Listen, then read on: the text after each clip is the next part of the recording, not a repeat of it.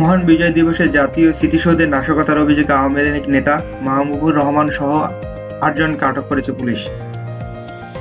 সোমবার দুপুরে বিষয়টি নিশ্চিত করেছেন আশুলিয়া থানার ভারপ্রাপ্ত কর্মকর্তা আবু বক্কর সিদ্দিক। আটককৃত মাহবুবুর রহমান ঢাকা জেলা আওয়ামী লীগের সাধারণ সম্পাদক ও জেলা পরিষদের চেয়ারম্যান। বাকিদের মধ্যে ঢাকা ১৯ আসনের সাবেক সংসদ সদস্য সাইফুল ইসলামের কর্মী লিটনের পরিচয় পাওয়া গেলেও বাকিদের বিস্তারিত পরিচয় পাওয়া যায়নি।